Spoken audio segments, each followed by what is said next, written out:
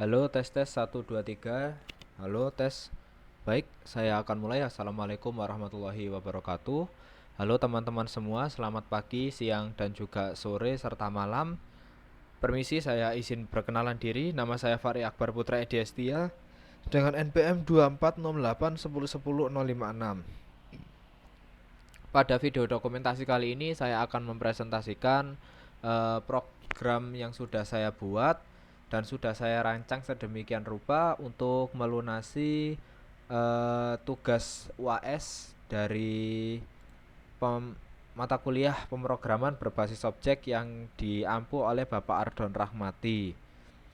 Ya, jadi untuk program yang saya buat ini merupakan sebuah aplikasi sistem manajemen stok produk motor Yamaha, dan tentunya di sini saya menerapkan codingnya itu dengan menerapkan PBO atau pemrograman berbasis objek.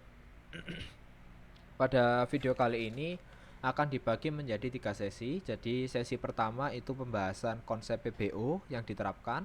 Lalu untuk yang kedua pembahasan mengenai fitur CRUD yang sudah ditempatkan, dan yang terakhir kita akan langsung melakukan demo aplikasi di VS Code. Tapi untuk yang pertama-tama mari kita mulai dari konsep PBO yang saya eh, terapkan pada program ini. Seperti yang sudah bisa terlihat di layar, di sini merupakan gambar kelas diagram ya teman-teman. Kelas diagram yang menggambarkan hubungan antar kelas dalam struktur program yang saya buat. Jadi di sini saya mengusung beberapa konsep ya teman-teman. Jadi kalau di sini untuk ketentuan wajibnya kan disuruh untuk menerapkan dependensi, agregasi, komposisi, inheritance, atau asosiasi. Nah, saya memilih keempat dari yang sudah saya sebutkan tadi. Jadi untuk yang pertama di sini saya menerapkan konsep inheritance, tapi lebih tepatnya karena saya melanjutkan dari project UTS kemarin, maka saya menggunakan multi level inheritance. Jadi bisa dilihat di sini. Di sini ada kelas produk, yang dimana kelas produk ini menyimpan atribut ID string, harga dasar USD sebagai atributnya, dan di sini ada barisan metodenya, ada konstruktor, destruktor, terus ada setter, dan set harga lagi ini setter juga. Nah, dari base class ini kan base class utama, base class, parent class utama gitu ya. Nah, di sini ada kelas dengan layer kedua, yakni turunan dari base class yang bernama motor.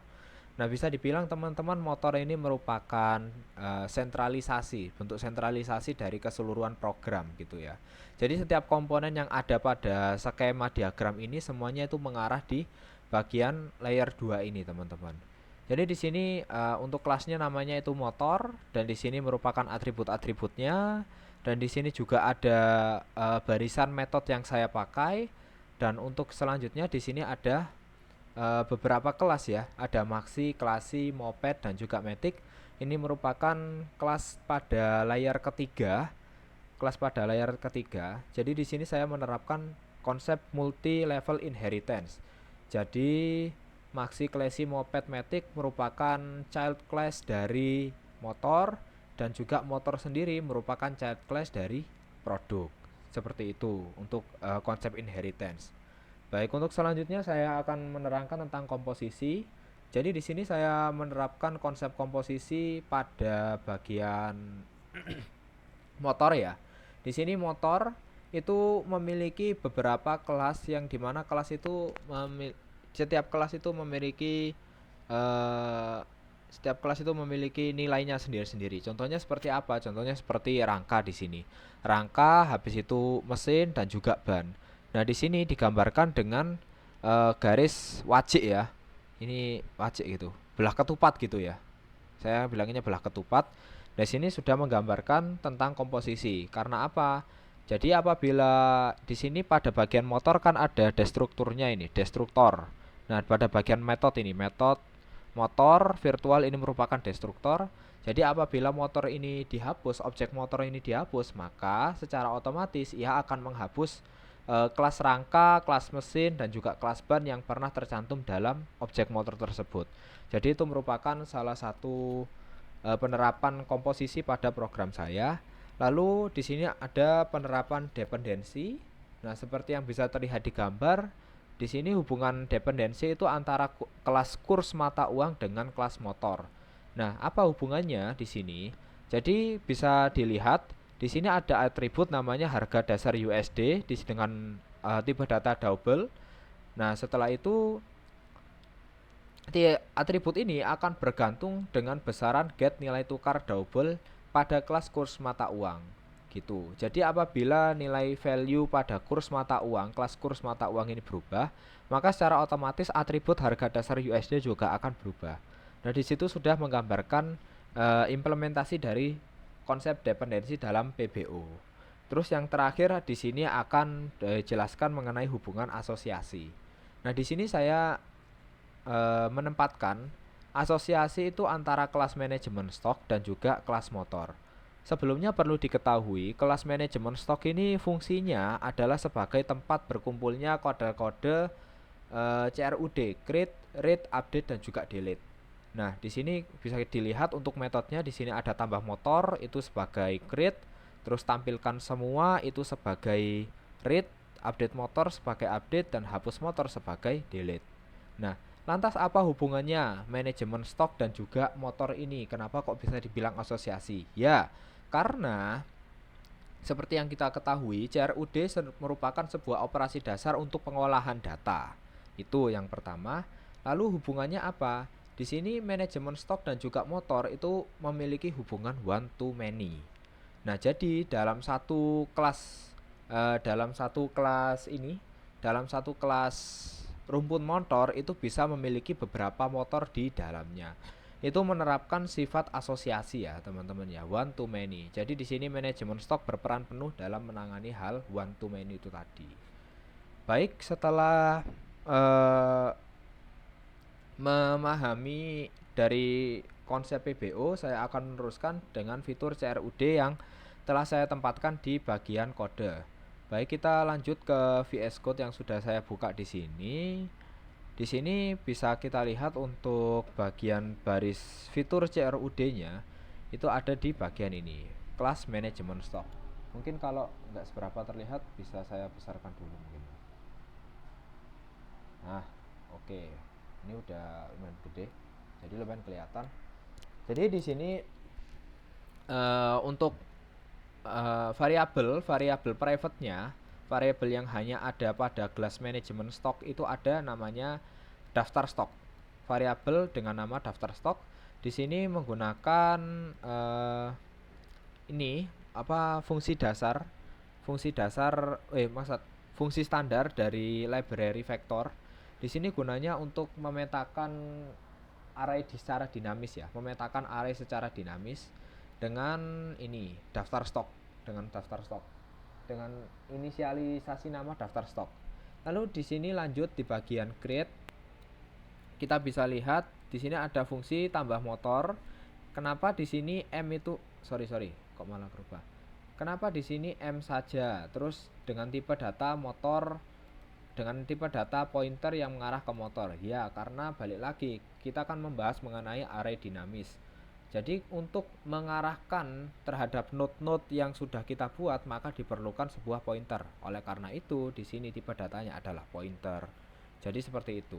Lalu di sini bisa kita lihat daftar stok pushback ini ini merupakan library standar dari vektor. Fungsinya untuk memperpanjang ukuran dari array dinamis. Misal kalau kita punya use case dalam sebuah array dinamis terdapat 2 record. Nah, fungsi pushback itu menambahkan panjang sebanyak 1 kali node. Jadi bisa setelah dilakukan operasi pushback maka akan ada 3 node dalam satu array dinamis. Jadi seperti itu. Dan ketika sudah melakukan pushback akan muncul sukses unit dan sini pemanggilan fungsi get nama yang sudah ada. Get nama itu ada di bagian motor sini ya. Ini get nama, fungsi turunan dari motor, fungsi warisan lah gitu. Habis itu kita beralih ke bagian read. Di sini di bagian read itu juga menggunakan library standar dari vektor, library vektor. Di sini yang pertama di sini akan kita dihadapkan pada control flow. Jadi yang pertama, jika daftar stok itu mengalami kekosongan, maka akan muncul kalimat gudang kosong. Tapi kalau misalnya di dalam daftar stok itu ada beberapa node, maka tetap akan dilakukan pembacaan secara keseluruhan. Dengan apa? Dengan pengulangan. Di sini kita menerapkan fungsi standar vektor juga yang bernama size, itu untuk menentukan besaran dari array dinamis yang kita inisialisasi di awal, yakni daftar stok. Jadi dia akan mengulang dari awal sampai dengan akhir. Dari situ dalam setiap perulangan yang terjadi itu akan memanggil fungsi tampilkan info, yang dimana tampilkan info ini berfungsi untuk menampilkan berbagai informasi mengenai motor. Kalau kita lihat itu ada di bagian sini. Nah, void tampilkan info ini yang akan dipanggil, fungsi ini yang akan dipanggil, dan ini berada pada kelas motor. Pada kelas motor ya. Perpanjangan dari kelas produk gitu. Lanjut. Setelah membaca read dari dokumentasi read, kita lanjut ke bagian update ya, teman-teman. Di sini tetap dilakukan perulangan. Perulangan fungsinya untuk apa? Untuk mencari data. Nah, fungsinya untuk mencari data. Kira-kira data target yang kita inginkan apakah ada dalam array dinamis yang sudah kita tentukan. Kalau misalnya ada, maka akan dilakukan pembaruan pada set nama dengan parameter nama baru, set harga dengan parameter harga baru USD. Perlu diketahui teman-teman, di sini set nama dan juga set harga itu merupakan fungsi turunan yang sudah didefinisikan di bagian motor ya. Bisa dilihat di sini ada set nama dan juga set harga dengan nama baru, tipe data string, dan harga baru dengan tipe data string itu dipanggil dalam fungsi update ini. Nah, kalau misalnya selama proses pencarian target ID itu tidak ditemukan, maka akan muncul error unit dengan ID ... tidak ditemukan. Jadi seperti demikian. Lalu lanjut, setelah kita membahas mengenai fitur update, maka kita akan melanjutkan di fitur delete. Jadi akan dilakukan pengulangan lagi dengan bantuan dari fungsi standar pada vektor. Kenapa Kak? Kok di sini kita harus menentukan menggunakan bantuan library standar untuk menentukan awal sebuah vektor, awal sebuah array dinamis sampai akhir sebuah array dinamis. Itu tujuannya biar lebih gampang aja, kita nggak nebak satu-satu gitu ya. Kita nggak nebak satu-satu kira-kira yang bagian awal dari array dinamis itu yang mana, itu kita nggak nebak. Jadi dengan memanfaatkan fungsi begin dan juga end, kita bisa menentukan bisa menentukan awal dan juga akhir pada array dinamis itu tadi. Nah, apabila ditemukan target ID-nya, target ID yang akan dihapus, maka akan ditampilkan ini konfirmasi sukses unit, get nama, dihapus dari sistem. Nah, lalu di sini akan ada fungsi yang namanya delete it, delete. Terus ada ini star apa sih namanya? Lupa, ini tanda bintang dan juga it. Ini berfungsi untuk mengaktifkan fungsi destruktor dari kelas motor. Bisa dilihat di sini ada fungsi destruktor bernama ini garis gelombang motor virtual. Ini merupakan fungsi destruktor yang digunakan untuk menghancurkan objek motor yang ada pada program. Nah, fungsinya apa kok untuk pengaktifan motor ini tadi? Jadi di sini penjelasannya. Sebentar, saya carikan. Jadi di sini ada ini destruktornya. Jika motor dihapus, komponen di dalamnya itu juga akan dihapus. Perlu diingat teman-teman, dalam motor ini, kelas motor itu juga ada beberapa kelas komposit. Di antaranya ada rangka, ada mesin, dan juga ban. Nah, kelas komposit itu apabila induknya dihapus, maka kelas-kelas komposit ini juga akan ikut terhapus. Jadi akan dilakukan delete mesin, delete rangka, dan juga delete ban. Seakan-akan motor itu tidak pernah ada, tidak pernah meninggalkan jejak begitu. Nah, setelah dilakukan delete ini tadi, dilakukan delete, ini daftar erase it adalah tujuannya untuk menghapus pointer. Karena kita menggunakan array dinamis, untuk menunjuk suatu data kita memerlukan suatu pointer. Nah, untuk untuk menjaga keamanan agar tidak bentrok pada operasi berikutnya, kita harus menghapus pointer tersebut dari node tujuan yang ingin kita lihat gitu ya. Nah, kalau misalnya dari target itu nggak ketemu, maka apa yang terjadi? Maka akan munculkan pesan error karena unit dengan ID yang diminta itu tidak ditemukan. Jadi setelah kita membahas fitur CRUD, maka kita akan lanjut membahas mengenai demo program. Demo program kita akan ini langsung di langsung di VS Code ya. Jadi di sini saya akan saya sudah menyiapkan beberapa baris data. Di sini untuk ada beberapa kumpulan baris data pada in main, yang mana di sini akan langsung dieksekusi oleh program. Jadi yang pertama saya akan menjelaskan dulu. Di sini kita panggil kita buat sebuah objek gudang SIP dengan kelas manajemen stok. Nah, dari gudang SIP ini tadi kita langsung buat ini header dulu. Kita buat header sebagai ini ya, estetika aja. Terus kita menjalankan fungsi create dengan cara dari objek yang sudah kita buat gudang SIP, terus kita memanggil fungsi tambah motor. Tambah motor itu ada di mana? Tambah motor itu ada di manajemen stok. Seperti yang ada di sini.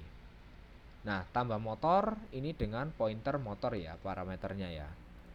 Nah, di sini saya mencoba untuk menambahkan satu motor dari kelas maxi, terus dari kelas klasi, dan juga moped seperti ini. Detailnya itu seperti ini. Oke, kita coba jalankan dulu ya. Kita coba jalankan dulu. Nah, seperti yang bisa kita lihat di sini, kita langsung scroll dulu ke atas karena ini merupakan perintah dari gabungan. Setelah kita menggunakan fungsi create, maka akan muncul ini kata-kata ini, sukses, unit Nmax Turbo berhasil tambahkan dan bla bla bla di bawahnya. Lanjut kita akan menggunakan fungsi read, yang dimana di sini kita akan ketik objeknya sendiri, ketik objeknya sendiri, lalu kita panggil rumusnya, kita panggil fungsinya. Setelah kita panggil fungsinya, maka akan dapat ini keluaran seperti ini, daftar stok motor Yamaha. Jadi ID unitnya seperti yang udah kita masukkan, Nmax Turbo, spesifikasi mesin 155cc, nomor rangka bla bla bla, dan seperti ini. Dan begitu juga untuk node-node lainnya. Di sini ada klasi, terus ada moped seperti yang kita masukkan yang ada di atas ini ya.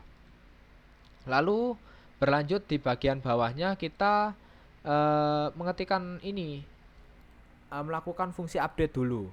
Di sini kita kasih header lagi untuk memisahkan, tujuannya untuk estetika juga.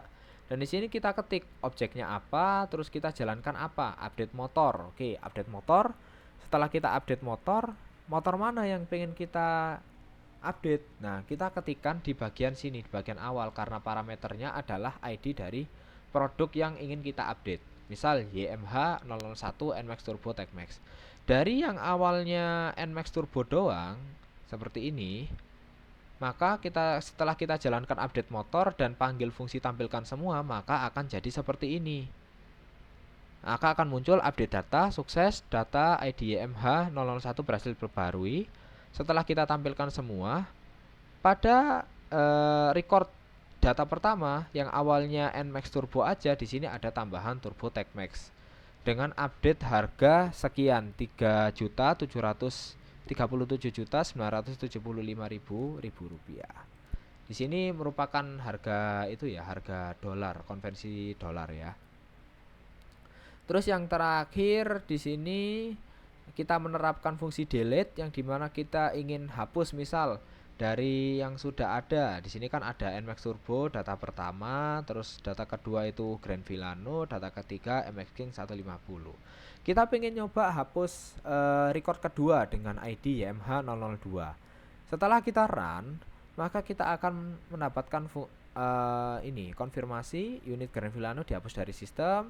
Dan di sini bisa kita lihat di bagian bawah Harusnya antara NMAX Turbo TechMax dengan MX King 150 ini kan ada Grand Villano ya. Nah, tapi di sini karena Grand Villano sudah dihapus dengan ID 002, maka tidak akan ditampilkan di bagian read. Maka di sini bisa kita lihat bahwa proses penghapusan berhasil. Dan demikian penjelasan dari program yang sudah saya rancang dan juga saya buat ini.